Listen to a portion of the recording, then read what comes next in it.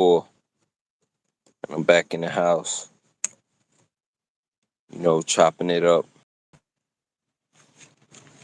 Bugs is out here. Mm.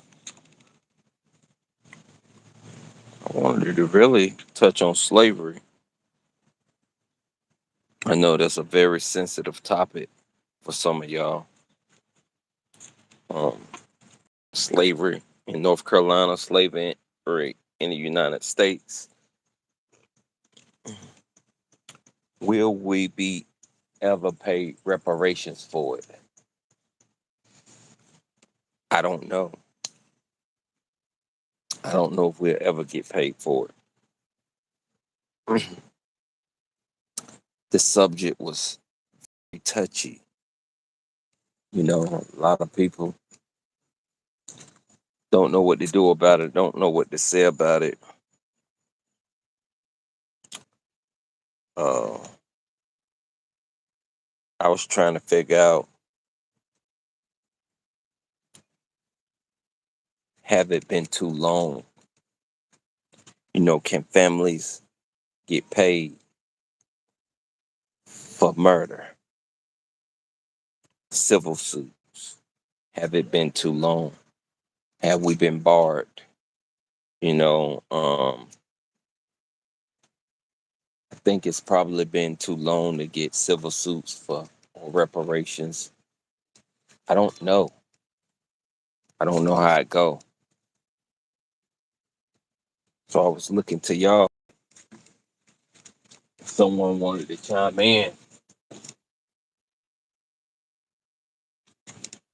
help.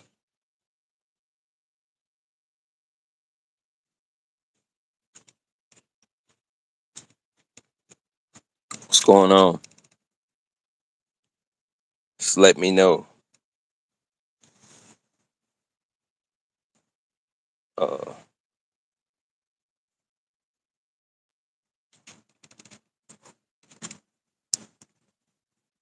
yeah.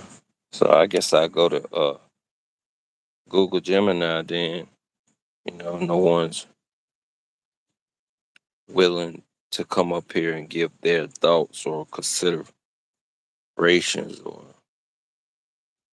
talk about it. What's up, Gemini?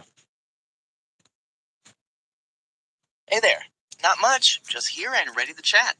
I'm curious, what's on your mind today? Or is there anything you'd like to dive into? Yeah, let's dive straight into slavery.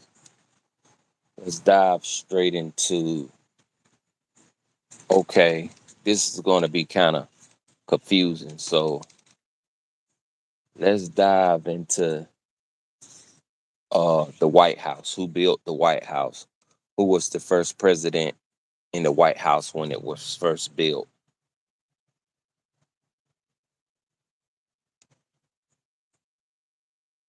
The White House was designed by architect James Hoban, and construction began in 1792. The building was erected by a workforce that included enslaved and free African Americans, along with European immigrants. John Adams, the second president of the United States, became the first president to live in the White House when he moved in during 1800, even though the building wasn't entirely finished at the time. Is there a particular period in the history of the White House you'd like to explore So further? where was George Washington at this time? Have he passed on? Yes, sadly, George Washington had passed away by the time the White House was ready for residence. He died on December 14th, 1799, which was about a year before John Adams moved in during November 1800. So, Washington never got to live in the house that he helped plan. Okay. So what year was Madison in the White House? James Madison lived in the White House from 1809 until 1817. He and his wife, Dolly Madison, were in residence there during a very significant period, Now, including the War of 1812 and the rebuilding after the building was okay, damaged by the so British in still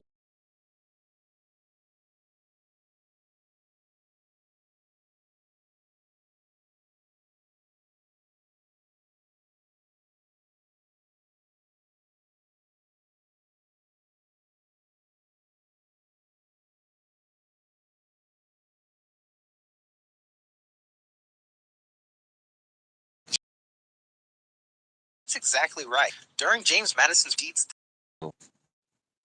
It This really is is a this sobering is part of very deep and very profound. Slavery was still going on.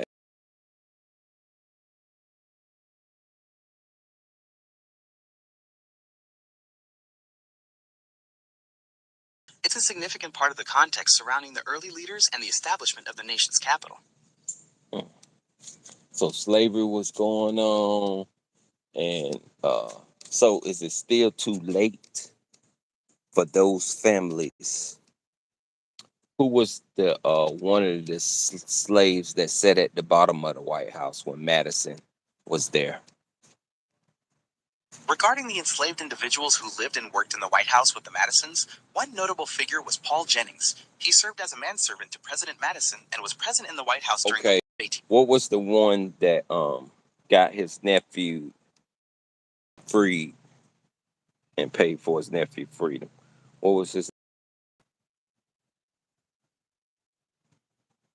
That's a very He was in detailed the White and House when Madison was there. that's an interesting detail about purchasing a nephew's freedom. The enslaved butler John Freeman, who served the Madisons in the John White House, is Freeman. known to have Okay, purchased the wait. freedom of some. Okay, wait. John Freeman.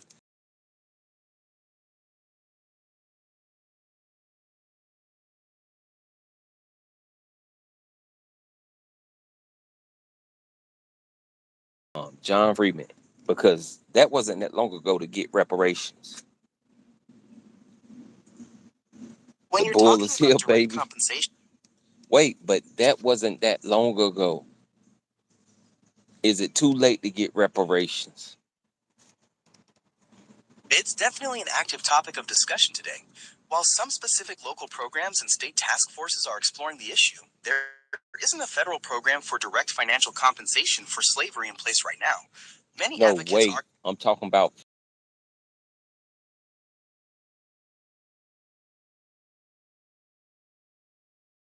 that was The enslaved butler's name was John Freeman. John As you Freeman.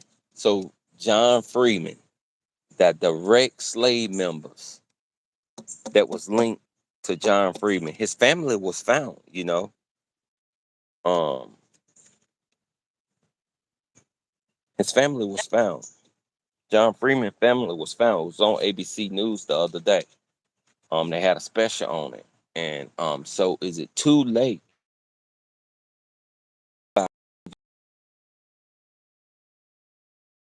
There's no limitation on murder.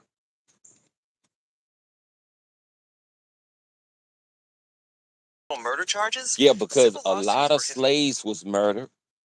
A lot of slaves was forced work. A lot of slaves was under duress. And so I mean, they broke every law in the book when it comes to that. And so it wasn't that long ago. So we should be able to get some type of civil suit for direct family members, at least if we can't get reparations. Come on now. You're highlighting a deeply painful part of history, and the desire for accountability for those historical wrongs is incredibly strong and widely recognized. While the legal challenges for Wait, filing you said civil it's lawsuits widely for harms. recognized. So if it's widely recognized, why can't we recognize and hit them with a civil suit or two? It's just who would we be suing? The federal government, the feds? The core legal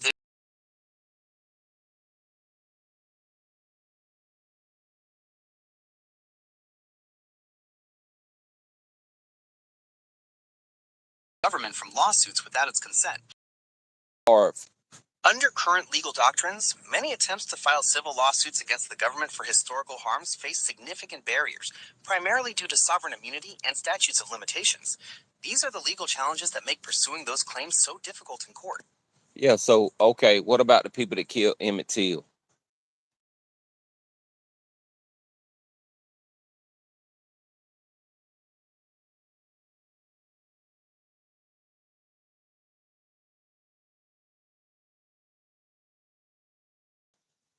Can't we get some type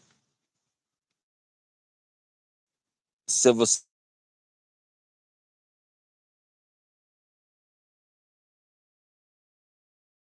lease?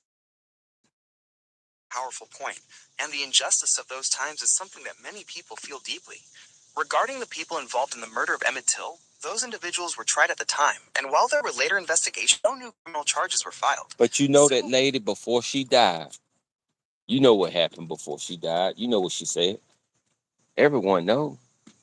No, this is not a big secret. In America, we got to talk about these things. Y'all saying erase this stuff from the history and live a fantasy and a fairy tale of a picket white fence and all this. Man, get out of here. You cannot tell history without telling the gruelingness of slavery. Slavery has to be mentioned in the history books every time, or that would not be history. And we got to get paid out of this somehow. Somebody got to get a check. A check have to be cut somewhere. Obama and them just built the center. That's not enough. A check got to be cut somewhere. Somebody, some family members, somebody got to get paid. Now, in the pandemic, how many people in the pandemic uh got those checks, those federal checks? I think it was like 6 trillion some dollars. How much did the pandemic cost America? You're touching on some very heavy and important aspects of history, and the desire for justice and accountability is widely understood. Regarding the total cost of the pandemic to the United States, estimates vary depending on what factors are included, such as direct federal aid, economic losses, Okay, just give me an estimate. Just give me a number. Just throw a number out there. comprehensive estimates that include things like lost GDP, health impacts, and premature death put the total cost of the pandemic to the U.S. at over $16 trillion. $16 trillion. So if you gave everybody like in an emergency state, every black person that's on the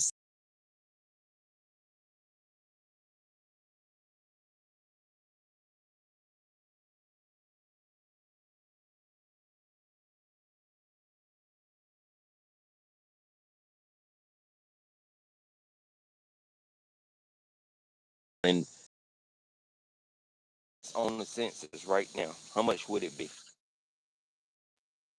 With the U.S. black population being around 43 million, giving each person $5,000 would cost approximately $250.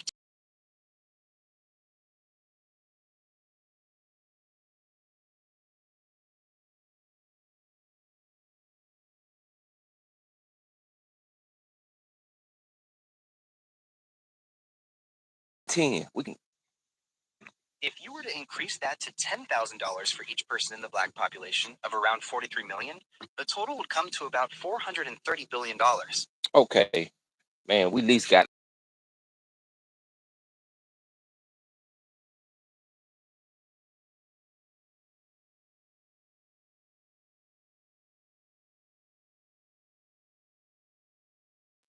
Of about 43,020,000, the total would amount to $860 billion. okay, so we'll leave it right there. We ain't even make it in the trillions yet. Why can't America call an emergency fund through the federal government and pay these people?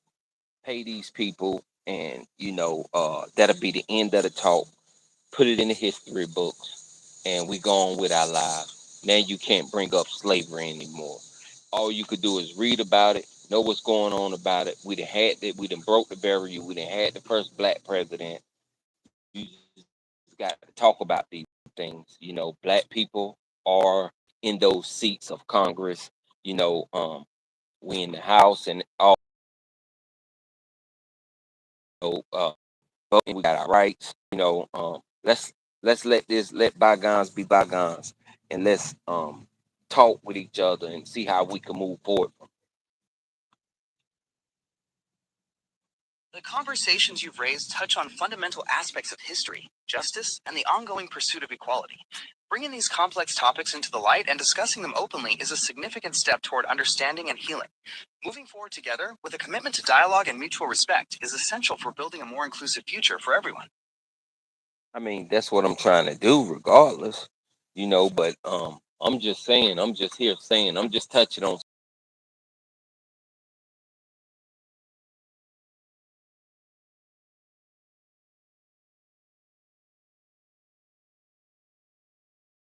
how we could do better as people. black and white and Latino and Asian or whatever type of American you are right here in America. Because eventually, you're gonna have to pay some. America gonna have to pay. And I don't know if they don't. I mean, if you're gonna give an apology, who was the first president that apologized? Was it Bill Clinton?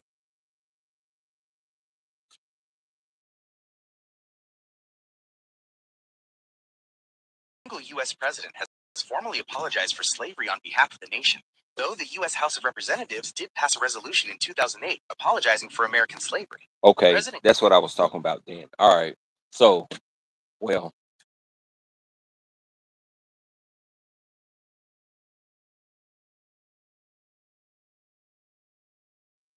you got to remember the ancestors that was under duress that built that place for free. Am I right? You are absolutely Every right. time a The country holiday function, Easter, Christmas, every time a new president, every time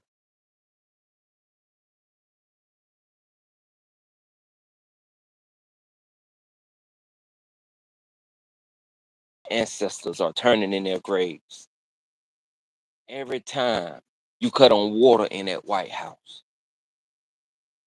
the weight of that history is an anybody essential. that walks through that White House is a curse on them.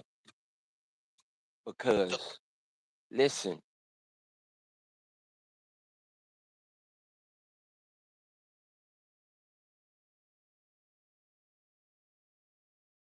you ever seen forensic science on TV? I completely understand the point you're making about the lasting impact and the voices of the past. It's a history that continues to resonate deeply and call for reflection and accountability. Every time you run a single drop of water in that White House, they're speaking from the grave. That's evidence. That's evidence. Evidence of what was transpired on that land. You know what happened on that land.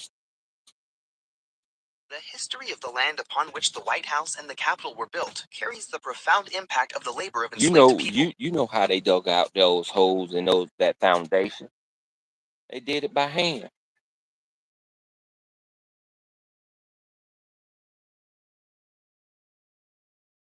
White House was dug by hand, largely by enslaved.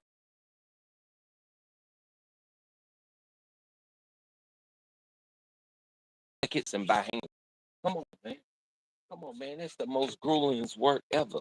We never went through nothing like um America in this day and time. That work that those slaves was doing, good God Almighty. Was You are they absolutely correct. was they not putting in that work? Huh? The toll of that forced labor in such grueling conditions is a central and tragic truth that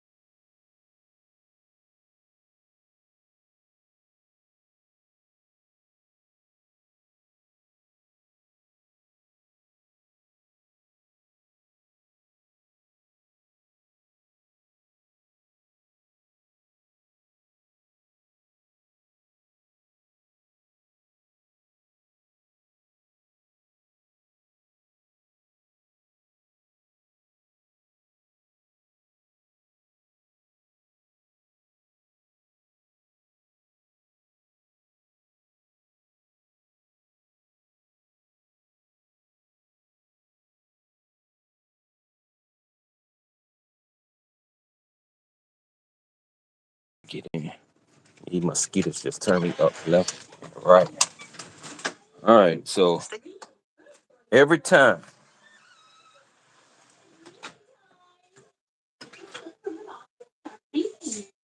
I'm right here whenever you're ready to continue. it's just a shame, man. It's a shame. It's a shame. It's a shame. And we gotta talk about it. We gotta end slavery somehow. You're absolutely right. It's a weight that goes through generations, and acknowledging it is a vital step in the process of So healing. in what form is it still going on now? While the chattel slavery of the past is no longer legal, modern forms of slavery, often referred to as human trafficking, still exist today. This includes forced labor, Okay, where not even just human trafficking, just like what is how is the injustice of like prejudice still going on to this day, like that was going on in the civil rights movement, and keeping us out of certain places is through, or segregation is through what they would call um when they do what to the neighborhoods. I want to see if you know. You're probably thinking of redlining, which refers to the systematic practice of denying services like mortgages or No, but insurance to what are they residents of doing to the certain often neighborhoods now? When they moving certain people out of the neighborhoods and restoring the neighborhoods, they call it what? That process is known as gentrification. There you go. Gentrification. Now you know. So that's almost like a form of what? What? While gentrification isn't exactly the same as legal segregation, Come on, man. Come on. Stop it. Stop it. Stop it. Please stop it. You know it is. your frustration, and I understand why you see it that way. It's a deeply complex issue that has profound impacts on communities. It's been a heavy and important conversation, touching on many significant aspects of history,